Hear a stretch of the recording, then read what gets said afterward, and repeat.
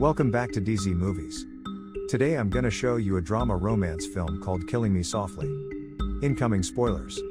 Watch out and take care.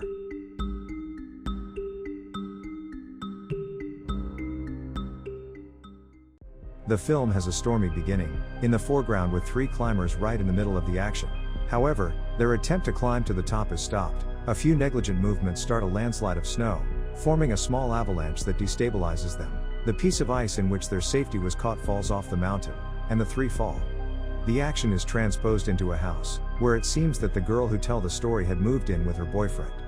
The girl tells how she lived in London for almost a year and a half, that she had a very long time when she was alone, without family and only with a few friends, until she met Jake. The girl talks about her life, personal and where she worked, and Jake was an engineer for bridges, tunnels, things like that. Alice recounts all this while the two do their daily routine, wake up, eat, go together to the subway where each goes in his direction. To get to work, the action follows Alice on her way to where she was supposed to arrive, where at a traffic light, she produces a mutual eye contact with an attractive young man, after which she can no longer seem to take her eyes off Alice, watching him as much as he admires her on the other side of the street, almost missing the building where she should have arrived, at which point a colleague stops her and asks her if she is not going to enter. Alice enters the building intended for her work, arrives at her office, continuing with an unreasonable attitude. She looks in the mirror for a moment, then looks insistently at the window, a bookcase of books across the street, the bookstore the unknown man had entered a few moments earlier. The action changes without more phases or explanations, in a meeting room where 3 or 4 people including Alice discuss their daily affairs, come up with suggestions and ideas meant to solve solutions, while Alice is visibly impatient, developing a ticking, attracting the attention of others unintentionally. Alice returns to her office, clearly with her mind elsewhere. She decides to take a break from work, under the pretext that she is going to get a haircut. She takes a break and leaves the building, hurrying go to the bookstore across the street. They look for a few moments in each other's eyes through the door window, each on the other side, then get in a taxi together, and for a few minutes none of them look or say anything until the man asks her, "What is her name?" She tells him, then continues the oppressive silence until the two arrive at the man's house, where he enters and begins to kiss aggressively and uncontrollably, driven by temptations and impulses formed by the spontaneous sexual tension between the two strangers. After a wild sex, the man, with gestures now tender towards Alice, proposes to her to return to repeat this experience together, tomorrow, moments when Alice rejects these proposals. The scene moves in the same way, with a sex scene also with Alice in the foreground, but this time Alice's partner is Jake. Action that Alice is probably doing because she felt guilty. She was now just trying to get her life back to the way it was at normal. A new day, the same routine for Alice, the same road she takes to work. Next to the bookstore, she noticed in the window many books with the picture of the unknown man on the cover, when he found out his name for the first time, Adam Tallis. Curious, she enters for a few moments and flips through the man's book, to find out more about him. Then Alice returns to the man's house, with whom she has sex for the second time in just 2 days, without knowing more about him than the name and what she does. At the end of the sex, a real conversation begins, this time between the two. Alice confesses that she bought his book. Adam's reaction, leaving the feeling that he is not satisfied with the way it is presented in that book. He is not a hero, as he says, bad things happened, and people died. He talks about a woman in her group, who disappeared after a series of climbs. He emphasizes that he was in love with that woman. At which point Alice confesses to him that she lives with someone, after which she says she must leave. Alice walks away from Adam's house visibly happy, with feelings of love for him that make her unable to stop smiling. When her phone rang, it was Jake. He asks her where she is, and she obviously lies to him that she is at work. When they both arrive in the apartment where they live, Jake relaxes with a beer watching a football match, moments when Alice is still fidgeting, as if she has something to confess. She finally has the courage and confesses to Jake with regret that she must leave him. He is surprised, leaves the match and returns to Alice, disapproving of her proposal to break up. He tells her that he loves her, they are perfect together, and that he wants to marry her, at which point Alice, with tears in her eyes, he tells her he knew someone else. After hearing what has happened, Jake goes crazy, while Alice turns her back on him and leaves, heading as fast as she can to Adam's house. But when she reaches her destination, surprisingly, another unknown girl opens the door. She tells Alice that Adam is not home, but nevertheless invites her into the house. Alice, visibly puzzled, accepts the invitation, enters the house but does not know exactly how she should react or what to say. However, when the girl finally says her name, Deborah, she introduces herself as Adam's sister, which calms Alice, instantly changing her mood. While Deborah tells him different things about her life and Adam's, Alice drinks a glass of wine with Adam's sister and then goes to him to his new home. When she gets there, she rings the doorbell several times, but apparently no one answers, leaving Alice to wait outside in the cold for a while, until Adam appears. He hugs her tightly, while Alice confesses that she left the person she lived with to be with him, hearing Adam kiss her wildly, giving in to the feelings he had for Alice. The next day, Alice wakes up in Adam's bed, alone. The moment she shouts at him, she gets up to look for him. When Adam just enters the door with Joanna Noble, from Guardian, she is in Adam's house to interview him. While Adam was giving the interview, Alice searched through his things for something to wear, during which time his phone rang, and as Adam was busy answering, she answered, but no one answered back from the other end. Seeing that Alice hang up, Alice finds something to wear and goes to work with the promise that she will meet Adam afterwards. After Alice finishes her work, she goes to the climbing center, a location where she will meet Adam, who will teach her how to climb. Arriving at the climbing center, Alice meets Adam's sister, Deborah, who helps her to equip herself properly. Until she is pulled aside by Adam, saying he will help her in a rather possessive tone. Alice meets the author of the book whose cover has Adam as its emblem, and they go up the mountaineering training route. Later, Alice meets an ex-girlfriend at a bar, they drink something, and Alice tells her about her new life and how excited she is, about how she has changed both her clothing style and her schedule, her attitude and how they do it to feel. But still Alice asks her friend if she has ever met Jake. She confesses to Alice that Jake is devastated, is destroyed after she left him, giving the opinion that Alice is the one who destroys the lives of both at this moment, both to Jake and to themselves. Alice suggests she go with her. At 3 o'clock he will meet Adam so her friend will know him, in the hope that then he will not judge her so harshly. She agrees and heads for Adam. But on the way a shady individual attacks Alice, which is noticed by Adam on the other side part that was approaching them, which makes him run after the attacker. After a long chase in which Adam does not intend to let him escape, after threatening the life of the woman he was in love with, he catches the thief and almost kills him in the fight. Being stopped only by Alice, who catches up with him. Adam asks her to marry him as soon as possible, and Alice accepts without thinking too much, a moment interrupted by a police car that appears on the spot. The next day Alice receives a letter, in which she was obviously expressing someone's concern about Adam, the letter telling him Alice to think, well, do you know him? What does he really know about him? However, being blindly in love with him, she shows him the letter. While Adam's house remained empty and the phone rang alarmingly again, no one would answer, because Alice and Adam had gone to Adam's family church to get married.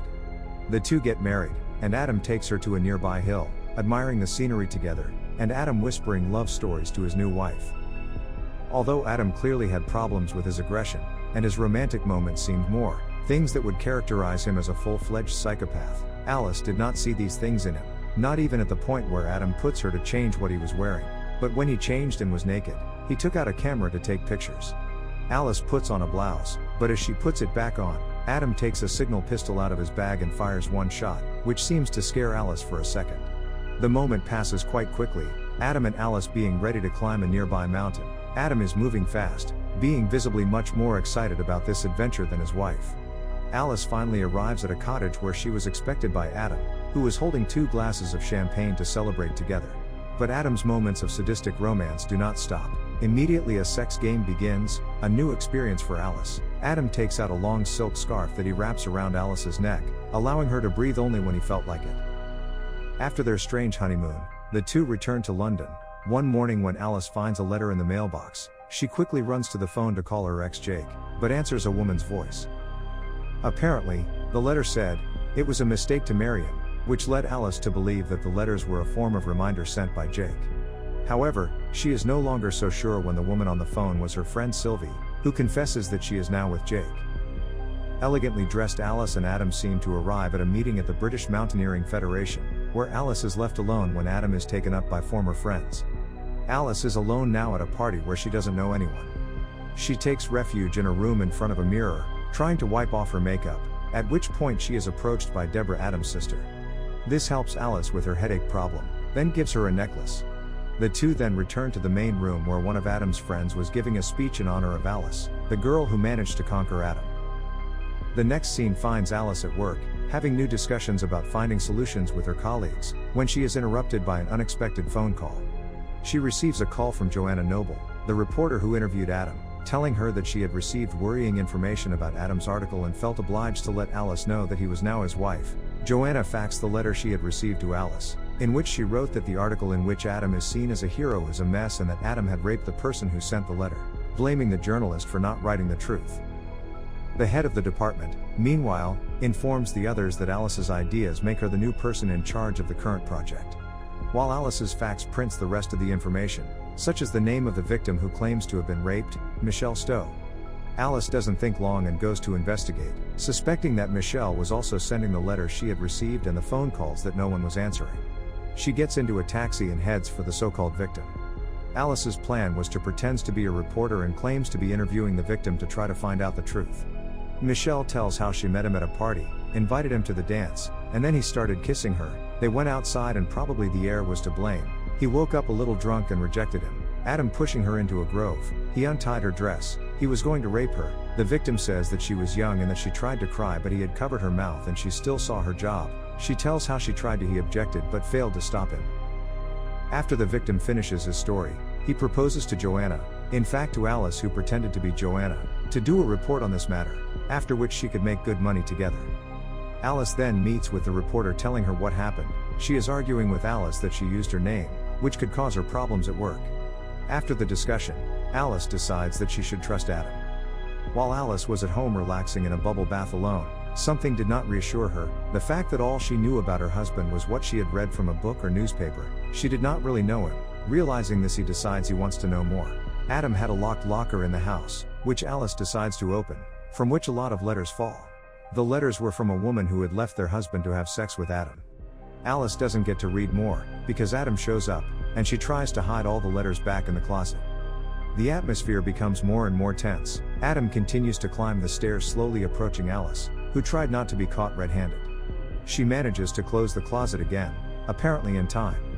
The next day, Adam starts asking Alice all sorts of questions, feeling that something is wrong. Alice confesses to him that she received a fax from a certain Michelle Stowe. Adam, immediately realizing who it is and especially about what, he immediately denies that he was raped. The conversation was interrupted by someone knocking on the door. Adam's friend had come to take him to a talk show. Alice, visibly unhappy that she did not know about the show, asks him why he did not put it on current. He turned his back on her and left. As soon as the two leave the house, Alice runs to the locked locker to continue researching her husband, but the key is missing and could not open the lock. Something is heard again at the front door, and Alice runs in there, finding a new package with an envelope, which tells her, "How far will you let him go, Alice?" And in the package was another silk scarf, like the one he had used with Alice in the cottage, only with traces of blood on her. Alice, frightened at this moment, puts her hand on the phone and calls to ask for information about the address of another possible victim, Adele Blanchard, starting again following an investigation into her husband's past. But when she reaches Adele's address, she finds her mother, who tells her that her daughter has been missing for 8 months. No one can find her, no one can contact her. While Adele's mother talks about her daughter's life, Alice looks over an album of pictures, when a picture catches her attention. It was a picture of Adele naked in a kind of cemetery behind a church next to a statue, fixed like the one which Adam had given her the day they were married. However, Alice runs away from Adele's house and go home. Arrives at the house where a sinister atmosphere and an oppressive silence awaited her. She is frightened when she sees Adam in the dark waiting for her like a maniac. He comes to kiss her, but she initially refuses. Adam puts it on the table and ties it, visibly in discomfort in this position. The moment Adam goes crazy, accusing her of cheating on him. Alice telling him that he was behaving like that because he found Adele's letters.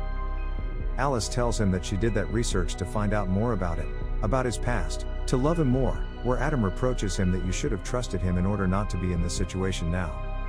However, Adam unties her and lets her go to the bathroom.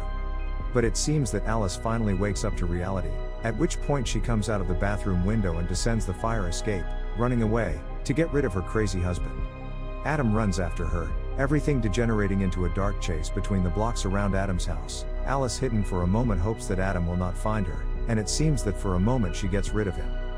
Alice manages to get to a police station where she gives a long and detailed testimony in which she tells everything that happened and how she got into this situation. But it doesn't seem to help her much because the one who took her statement, hearing what happened due to the lack of evidence, can't do much. The situation is complicated when Adam appears in the next room giving a statement according to which his wife has disappeared, is disturbed, and confused, alone on the streets, and asks for help to be found. At this moment it is her word against his word. However, Alice is offered the following thing: I can detain Adam for a few hours, but she will have to bring evidence to link him to the disappearance or maybe even the murder of Adela. Alice runs to Adam's sister Deborah, trying to explain to her that her brother is a murderer. Deborah, thinking better, realizes that her ex-girlfriend and ex-girlfriend of her brother did not have an accident on that mountain. Adam intentionally killed the three of them because she left him for someone else, and Adam could not accept that.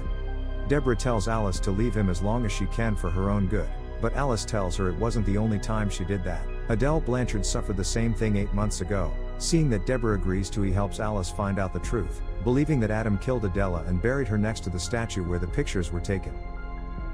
The two leave for the crime scene, when Deborah confesses to Alice that she is the one who sent those threatening messages, to protect her from her brother's violence. Meanwhile, Adam comes to Deborah's house, but finds only her cat. Finding the two photos on the table, he realizes where the two went and hurries after them before it's too late for him. However, with a considerable advance, the girls arrive at the cemetery behind the church, where the pictures were taken, and start digging the frozen ground due to the snow outside. Alice finds Adela's body buried with the same chain as the one she received as a gift from Deborah. Apparently, things take a drastic turn, Deborah being the one who killed Adela, now starting a life and death fight with Alice. It seems that the reasons why Deborah did these horrible things were out of jealousy. She wanted Adam only for her. Near to kill Alice, she is saved at the last moment by Adam. The moment Adam turns and sees Adela's body on the ground, Deborah tries to hit him with the back shovel, stopped by Alice, who uses the warning pistol to shoot her. The police called on the spot solved the case by finding Adela, also finding the dead Deborah guilty. The film ends with the two who go on different paths and continue their lives. Subscribe to this channel if you want more videos like this. Thank you for watching, and don't forget to turn on notification to help this channel.